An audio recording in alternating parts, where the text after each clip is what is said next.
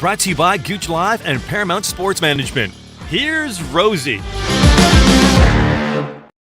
Good afternoon on a beautiful Saturday afternoon. It is hot out there. I'm telling you, the air conditioning in the Mercedes studios broke last week. Got to get the Freon put in it. I am telling you, I am soaking wet out there. But it's Saturday. We love Saturday because it's a roundtable, Rosey's roundtable. The Gouche is going to facilitate it again. Like always, we got two great guests. One of my favorites, Jimmy Mann. Boy, Jimmy Mann, you talk about a guy that played with heart and soul and a couple of lefts and rights. What a great player. And Danny Blackburn, again, another guy who you talk about positivity. Love this guy. It's going to be a great show. But first, Rosey's rant. And I got a rant today, boy. It's for people out there in their basements with their computers, gutless people in there. Okay, we all know that Shifley's hit was dirty. We all know that, okay? He got his 4 games. The Jets are down 2-0. They need him back. He's never had an incident before. He's sorry for what he did. But what bothers me is that the guy or gal in the basement of their parents' house who has nothing better to do than start nonsense. And you want to go after, like I heard Shifley say yesterday, you want to come after me? Hey, come after me, no problem. But this is what drives me crazy about the world we live in today, guys, is that the people that are going after Shifley's parents and after his kids and after, you have no right. I remember years ago, James Reimer was just coming up from the Marlies. He had a bad game. I did some things with him with a charity event, and he was telling me about the certain people on the internet going after his wife and driving her crazy and saying things that are just so rude and off the wall. People, use your brains. These people are human beings, okay? The players, one thing. Leave their family members alone. They have nothing to do with this. Shame on you who's ever saying this nonsense to Shifley's parents and to his close relatives. This is unacceptable. Done. Over with. All righty, let's go. It's Saturday. Let's bring them up. Jimmy Mann, Dan Blackburn, hey, and guys, how are you? The only Gouche. Hey, boys, how are you? What's up, John? Hey, Jimmy, real quick, you played the game a long time, buddy. What's your thoughts on this nonsense on the people going after Shifley's family? You asking me? Yeah. I don't know. People, it happened with Pacioretty in Montreal here. People were on him and they were threatening his family. And I mean, these aren't people who are hockey fans. They're just people looking for trouble. And it's unacceptable, like you said before. And I know Shifley because I met him a couple of times when he was playing in Barrie with Dale Howardchuk. And it happened, but to an extent where they started threatening his family, it's just not acceptable. And I just can't believe people do that. Yeah, ridiculous. I mean, it's ridiculous. Yeah. What's your thoughts, Dan? Yeah, just I mean, there's a line, and then there's like way past the like unimaginable line, and these people are like even past that line. It's preposterous. It's just it's sickening. And whether you're a fan of Shifley, the Jets, the game of hockey is at large. Come on, man! Like you got to have some common sense and be able to know when to say enough's enough. Right. Did it ever happen to you in Germany with any of your players where a fan goes after the player's family? Well, one thing, if anybody knew my mother and they came after my mother, she'd go right back at them. So, one time true story, she almost fought a black bear that was coming into our condo. So she was just saying, 5'2". I think, Jimmy, you've met her. Yeah, she's a little wily. Yeah. Listen, I knew your mother very well. I would have put money on your mother, not on the bear. Yeah, for sure. All right, good to call you. Yeah, listen, thanks for the statement. It's unbelievable whether you're a Winnipeg Jets fan or not. Come on, please. Let's wake up. Hey, listen, let's get right into, obviously, I don't know if you got a chance to watch it, Jimmy. I know Danny was probably glued to the TV. I know you were too. Team Canada, starting out at 0-3. It's never been done by a Team Canada representative before. They've got Connor Brown, Andrew Mangiapane, and this Adam Henrique, they have absolutely stolen the World Hockey Championships right now. Since Mangiapane joined the team at 0-3, they're 4-0, now 5-0, and they've beaten the Russians, the big bad bear, who had an incredible team, 2-1, and today they did to the Americans 4-2 with a very, very hard-fought battle. I want to ask you guys, first you, Dan, how did they do it? How did they start out 0-3 and everybody writing them off, except for Stephen Ellis from the Hockey News? He did say they were going to win the world gold, or the gold this time. How did they do it, Dan? Yeah, I think some of it, you bring a band of brothers together like this. It's about getting acclimatized to each other. And, we've all played with line mates and D partners, and it takes a while, a little bit of adjustment, right, to see what their nuances are, to read the play, to understand and adjust to where they might want you to be or where there's some openings. So I think that's some of it. I think adding players like Mangiapane was incredible. I mean, you saw the overtime winner against Russia. I mean, just incredible. And now, very much like the Montreal Canadiens, they are now riding this high. I mean, they're 5-0 after, a whole bunch of people said they had no business even being there. It was embarrassing. I heard all of this and read it all online. And it speaks to the power of the humanness when we are confident, when we feel good about what we're doing. And I believe now the Canadians, when they step to the ice, they believe that they're going to win, as opposed to being afraid they might lose. That was happening early in the round robin. Hey, Jimmy, fairness to you, I don't know if have you been watching the games? Well, sorry, I've been really watching. I've been very busy here with some of my apartment blocks, but I've been just listening off and on. I know they started 3-0, and I go, that's very rare for Team Canada to have a team to go 3-0. But like Dan was saying, you get confidence, you get players, and you go over there. It's new, and you get used to everything. You get used to how they play and how to play. And when you get confident, you start winning, and the players they come up and pick up the slack, and they start going together as a good team. And plus, they're proud to be Canadians too. So all that fits in. Put that in one scenario together, and they just. I watched a little bit of it today, and they look really, really good. I'm really excited for them, really. Hey, Paul, just before you answer, I want to go back to you, Dan. Obviously, Owen Power, a young kid that I actually said to Stephen, he's going to be first round pick, first overall. He said, no, there's some better. And I'm saying there's better than that. This kid commanded the blue line and the offensive zone like no other player I've seen at this World Championship at his age. Tell us how a young kid can play like that versus men. Yeah, incredible. I mean, he won the MVP in the quarterfinal game against the Russians. I said to after that game, I texted a bunch of friends. I said, go get your place in a spot in Buffalo, because you're going to be on the blue line beside Deline, and that's going to be a 1-2 pretty amazing tandem. I think, look, Gouche, these young players, I think a part of it is their culture, that they know he's got nothing to lose. I mean, he's playing with a bunch of older, experienced NHL players, and if he comes up bust, then hey, you know what? They'll write it off as his age, and he'll get better in time. But he's just, like I said earlier, he's skating around with this air of confidence that it's like he's craving the puck. I mean, he wants it. He wants the quarterback. He wants to make the play. And again, I chalk it up to confidence, and sometimes ignorance and bliss is when we're young. We're confident. We're not even sure where we are, what we're doing, but he's just walking with that swagger now, and it looks really, really good on him.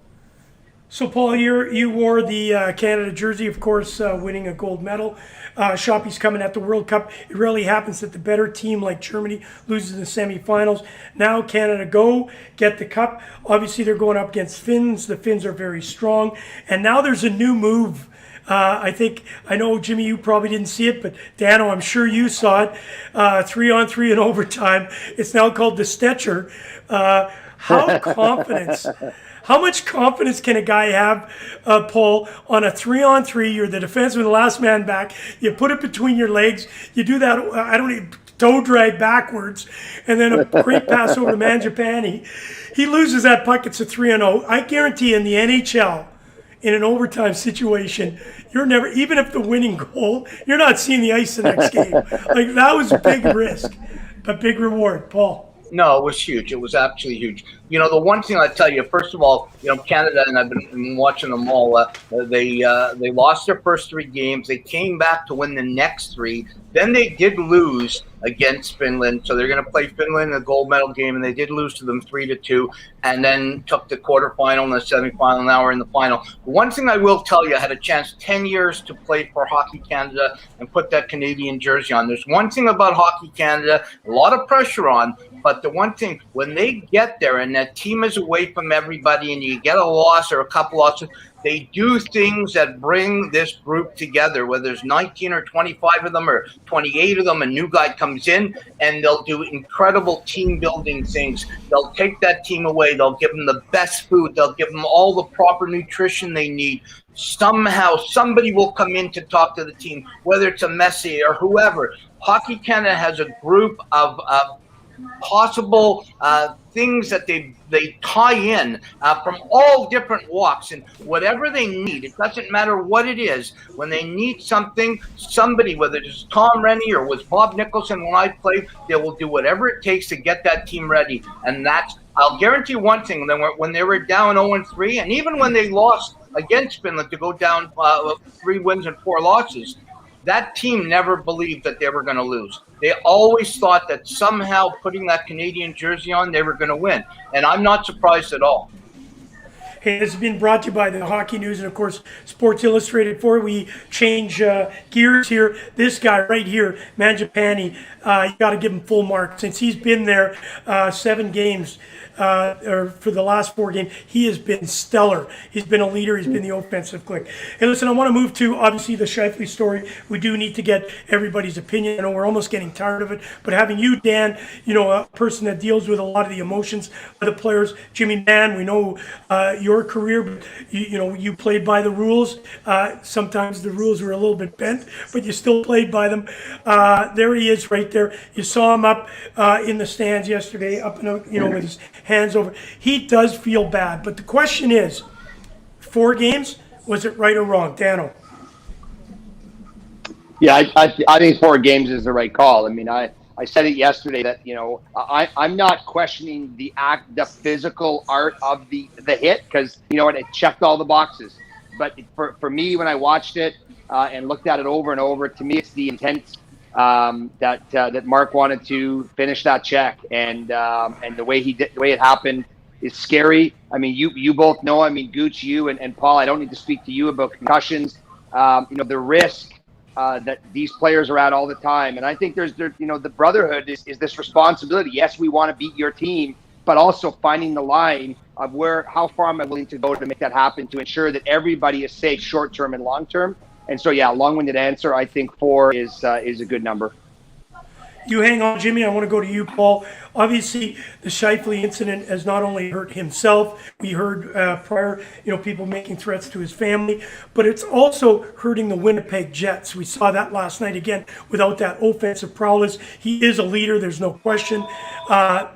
Whether he was frustrated or not is not the point here. The point is he did it. He's owned up to it. He's actually accepted it. He accepted the 4 games. Do you think that the 4 games was the proper call there because of the fact that we saw the refereeing and the player safety development, throwing some crazy numbers out there? So do you believe that Scheifele is got the right punishment? I do. I think because it's, you got to remember one thing. It was a dirty hit, and it might have been more if it was somebody else. We saw Kadri get 8, but Scheifele's never had an incident. He's never been suspended. He made a comment that in over 600 games, he's never had a charging penalty. So he's not a dirty player. It was a dirty hit. He got 4 games. 4 games will definitely hurt the Winnipeg Jets because he is an incredible offensive juggernaut, and that team's in trouble without him. So I think it was the right call, to be honest with you, Gouche. 4 games was right. I wouldn't have given him any more.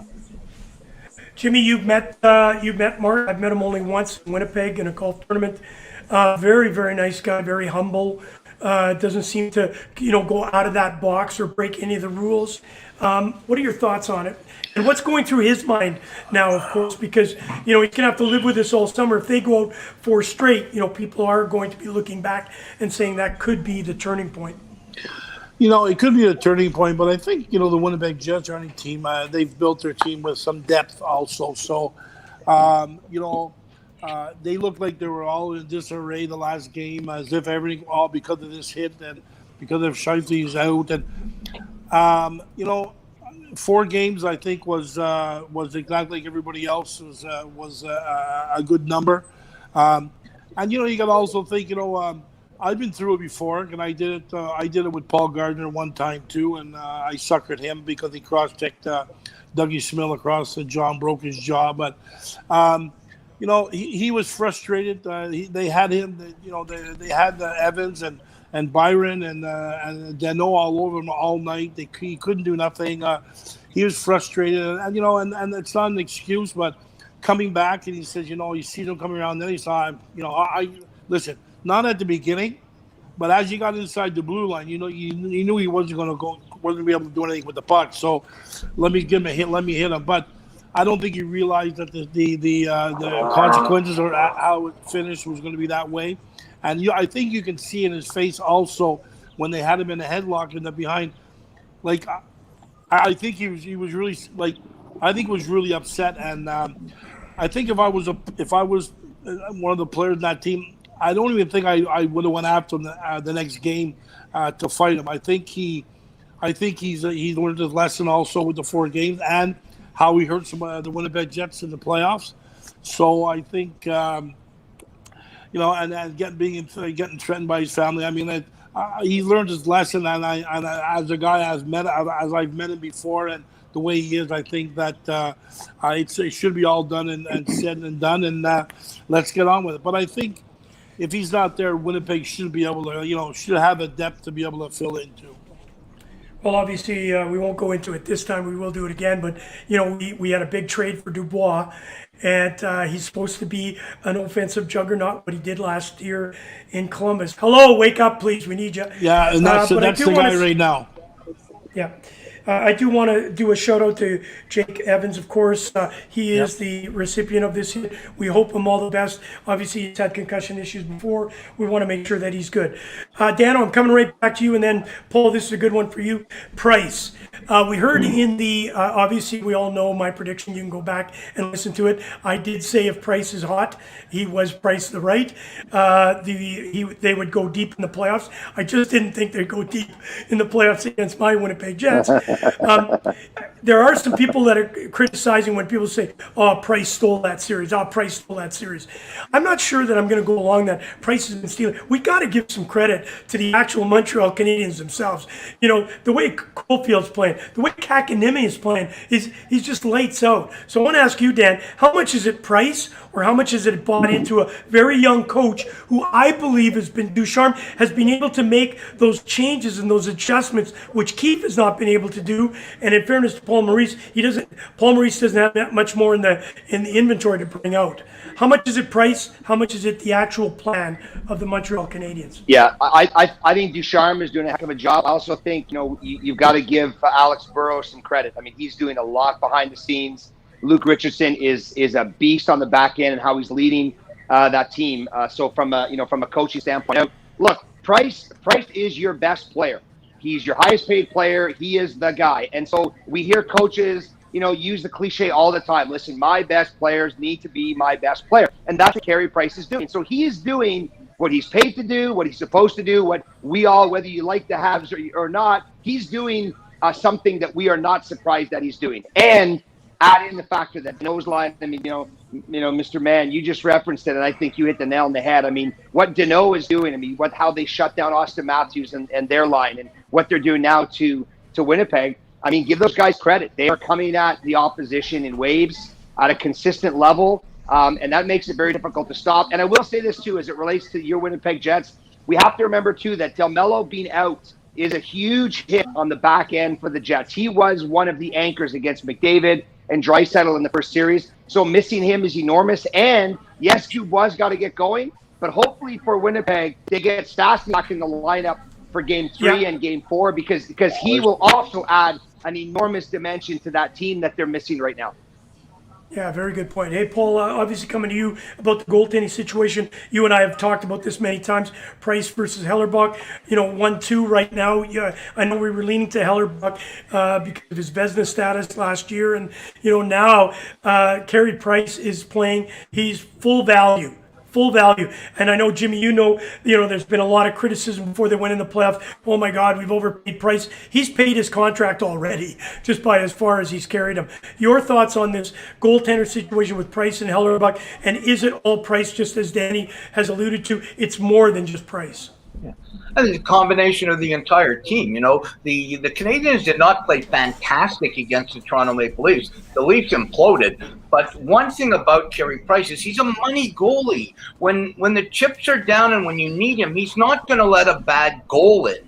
He's going to make the stops he needs to make. He'll come up with a big one here and there, but he's not going to let a bad one. And that's what happens. Even in that Boston Islander game, Varlamov played amazing, but he let a soft one in overtime against Marchand. And you won't get that against Price. He will not let a bad goal in. And the thing with Hellebuck played one goal. They lost 1-0. If I'm the Jets, I take it in to the room, get a couple of the veteran guys, Nikolai Ehlers has to play better. And Connor, they still got talent on that team. They lost 1-0. All they need to do is win that first game in Montreal, and they're back in the series. I don't think it's that terrible. Now, if they lose and go down 3-0, we got serious trouble. But if they take it one game at a time, you know this, Jimmy, one game at a time, in a week, they could be up 3-2. Well, Hey, Jimmy. Yeah. Yeah. Go ahead. I'm coming to you, Jimmy, with this question. Yep. We heard that in the Leafs series, when the chips were down, Corey Perry walked into the room and said there was a garbage can. He grabbed his stick and he walked over to it and said, "Guys, we need more of this. We need more garbage goals. We got to go to the net. We got to be in front of it." How many times have you seen some guys just in that dressing room know that the chips are down a little bit? We got to figure out, let's rally the troops. And here's a guy saying we got to play more garbagey, right? And it worked because they certainly started to go to the net and they got some garbage goals. Corey Perry, full value to him. Obviously, Eric Stahl, the leaders. What Shea Weber's doing, guys, and Dan, I'm going to ask you to comment on Shea Weber because I know you know about him. But Jimmy, what do you think about that? Do you think the veterans have just picked him up and said, "Hey, guys, this is how we need to win against these teams"? Well, you look at Montreal, especially Montreal got all those young kids in there now, and they're all fired up. They're playing well. They got the great talent, these kids. And then you bring in these 2-3 guys that are, veterans and know how to take care of these young guys. And, I was listening to some of the guys in Montreal the other day. And when the players saw Stahl and coming into the room, they go, "Wow, we watched him." I mean, it all drops over to each other. They all inhale all this stuff, and they want to learn, and the team is high. And I mean, since the playoffs started, Montreal has been just unbelievable. And before the playoffs, they were all over Weber. They were all over a couple of guys, but they all pulled together, and the young guys are fired up. They're playing well, and Dano also, he's a veteran also too, so and he's been doing his job, and it's exciting to watch. And having a Stahl and having all the older guys there, it's very, very important at the time of year for the young guys. And it's like I say, it's very exciting to watch. Hey, Gouche, remember one thing, Yes, Gouche? sir, Paul. Guys, Yep. do you remember when they made the big trade and Shea Weber went from Nashville to Montreal and PK Subban went, and people were going crazy. We got killed in Montreal. How could we let PK go? PK's been with 106 teams. Nobody even knows where he is. He's missing in action. And Shea Weber is the captain, and he is the heart and soul of that Canadian team. Yeah. Hey, let's not remember though. But the first year that PK was at Nashville, they went to the Cup final. So they got, and that was the talk of the trade initially, right? Was like, hey, it's going to make Montreal better in the short term, and it turned out that Nashville did really well. But yeah, I think that having there's Corey Perry has won at every level. He won at every level. He won a World Junior. He's won a Memorial. He's won a Stanley Cup. He's won Olympic gold. He's one of very few players who've done got the quad. And so And there's no coincidence that he was in the Cup final last year with Dallas. And so he's doing it again with Montreal. And so he's this consistent voice that says, look, do this. But, to your point, Gouche, yes, put the stick in the garbage is one thing. But then to go on the ice and do it is something totally different. And that's what I'm seeing him doing on a consistent level is, he's saying it, but he's walking the walk and he's delivering. And the rest of the players, they look at him and the folklore of who he is and what he's done, and they're like, yeah. We're just gonna walk in your wake, use our skill set, and take advantage of the opportunities that you might bring to us. And the last thing I'll say is Joel Edmondson on the back end. I give Bergevin credit when he brought him in, winning like he won in St. Louis. That's another guy and a recent winner. He's bringing, and you see Edmondson's level of play. Like I watched him in the regular season and thought, I guess we're expecting more. I mean, he's taken his game to a different level. And that's exactly why he was brought in, and he's paying massive dividends. Yeah, hey, Dan, thank you for that great point. Yeah, Jimmy? No, you were talking about PK Subban.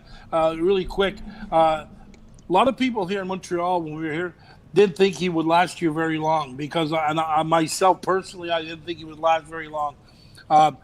Montreal, if you just really quick, if you go to Montreal in the arena or you go in their dressing room, you'll never see a player by themselves on the picture. You do not want. Montreal's philosophy is we're a team sport. You'll never see two players. You always see two players or more on a picture in the Montreal dressing room because they're a team. And Subban was a little bit out there. Montreal was more of a, was more of a Weber type player or group. They put him together. And I said, and a lot of other guys said, he's not going to last here very long. And they didn't. They just didn't like the way. He didn't fit into the way Montreal's philosophy of playing and being together. So I knew he was gone. And Weber's done an unbelievable job with this hockey club as a captain. Hey, listen, thank you for all those comments, guys. I'm going to go to the last point, obviously. It's the Rosen Report brought to you by Hockey News and, of course, Sports Illustrated. Rosey, you're the man. I just want to end it off with some positivity here. Not that we haven't talked positive, but I just think this is a really cool story. And the only guy that's on this panel that actually got drafted is Jimmy Mann. So you know this feeling. Drafted first round, and you do know, and I've said this before, a lot of people, that was my draft year, but I knew I wasn't good enough to get drafted, and you took my spot. So if I had a chance, I should bash you a little bit. But I do have the Johnny, and it's fact, Paul, you've seen it. I do have the Johnny Ferguson Senior signed letter. Gouche, we're going to invite you out to whatever that pre-rookie camp. Thank God you didn't come out because I would have maybe fought you. Here's the last thing I want to tell you. I think it's Taya Curry gets drafted in the OHL for the first time for a female. This is incredible news. Wow. The Sarnia Sting drafted her 267th overall. I'm going to ask this question delicately because I don't want people to start throwing darts at me. Is it the only position right now that they could do it? She's a goaltender. So I want to hear from you, Dan, first. And then I'm going to leave it to you, Paul, at the end. Being drafted first female in the OHL is an absolutely incredible feat by the Sarnia Sting. Congratulations. Yep. As a goalie. Let's hear you talk. Yeah, amazing. Huge shout out to the Alliance. I mean, she plays for the Chiefs, and she's done an incredible job developing anybody that knows her, the time and effort she puts behind the scenes. So huge kudos to her, massive moment. And also the Sarnia Sting to going off the board and doing something that is unique and different. Look, I think that a female player could play for a different position, could play, could at least get drafted and be a member of an OHL team. I don't see any player right now, so it doesn't mean that it's not or that it can't happen. But right now, as it stands, there isn't a player that would fit in and be able to contribute and be a part of a team at that level. But like I said, it's not to say that it can't happen. So to anybody out there watching, I mean, dig in, go all in. Someone has to go first. And so Tyra's first. I mean, it's incredible. And let's follow that wave and a huge booyah to her and looking forward to watching her. Booyah! Wow. Hey, listen, Jimmy, I want to ask you, you've got a daughter, of course. It means a lot that we are now there. Hockey is inclusive. It doesn't matter age, sex, gender, all that is thrown out. Race, of course. Your thoughts on a historic moment today? Well, we had Manon Rayom. She was the first one that played in the National Hockey in the game. I think it's exciting. I mean, to have a girl be able to get drafted in the junior ranks and play there, like like we all say, why not? If they're good to be there, if they can play there and contribute, why not? And I think it's exciting. I like watching girls hockey. All the older girls, like Wickenheiser and all those, they brought the game to another level, and we all enjoy watching it. And I hope she does well, and whatever happens down the road, if someone can play them out or forward or defense, we'll see. But I mean, as a goalie, Manon Rayom did it, and she was good. Hey, Paul, as we leave it with you, of course, I've had the opportunity to be on the ice with you and Sammy Joe Small, and I couldn't score against either one of them, one of you. Sammy was an incredible goaltender. Your thoughts on this? This is obviously a historic moment. I know it's not the first time, as you mentioned, with obviously in the NHL, but to draft, and now she gets the opportunity to go through the development of an OHL. That means huge strides for the women's game. Yeah, 100%. The one thing I will say to Dan is I do think that the goaltending position is the one that a female can play in the men's game. Mann with Tampa Bay, she did play really well. I have a ton of friends that play female hockey at the highest level. I think as a forwarded defenseman, it could be tough. And I'm only going by in 2007 in sled hockey at the world level, Sweden brought a female to the world championships. And I tell you, the talk of some of these goofball guys that just wanted to level this girl. You got some big players, some big young kids playing in the O. You got some big players playing on the U.S. and Canada and Norway in sled. And there was potential danger to this girl that played for Sweden. And then it was changed in the sled level or para level to men's. The women have a program, the men's have a program.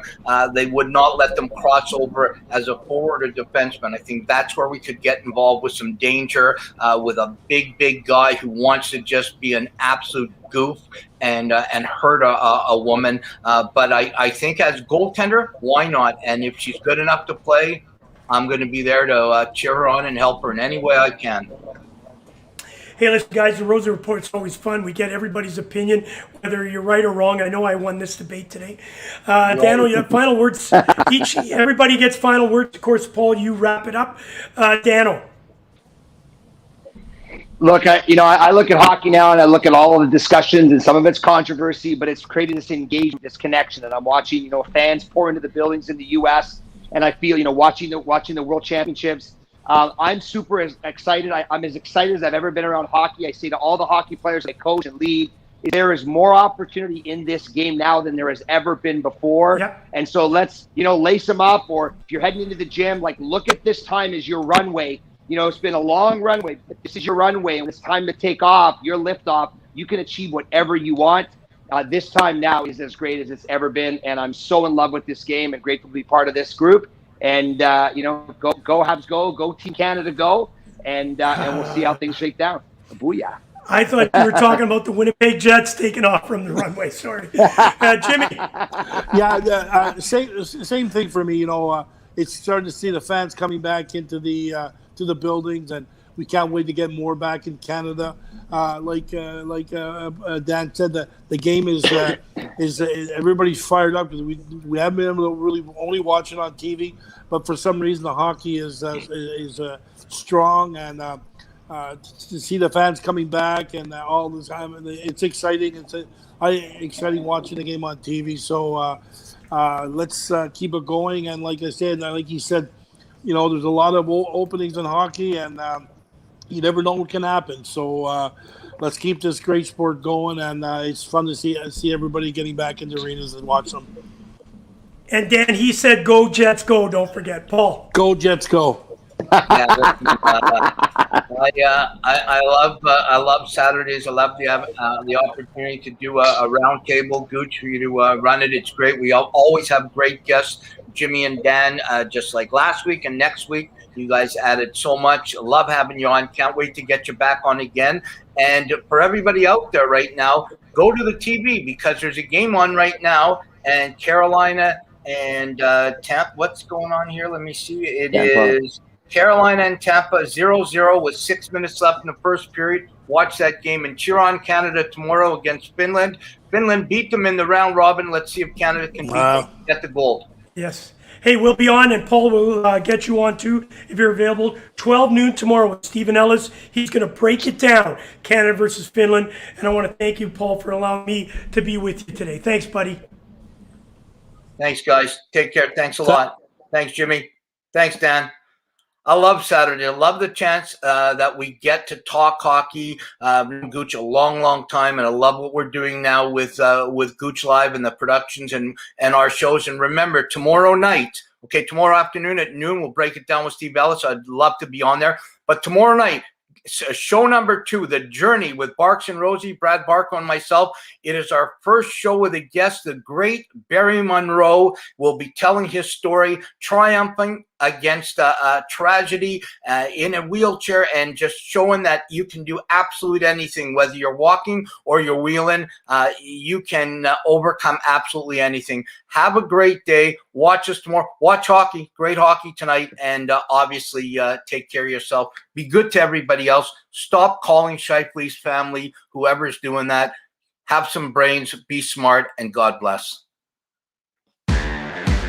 You've been listening to the Rosen Report, sports like never before, with your host, Rosey. Brought to you by Gouche Live and Paramount Sports Management.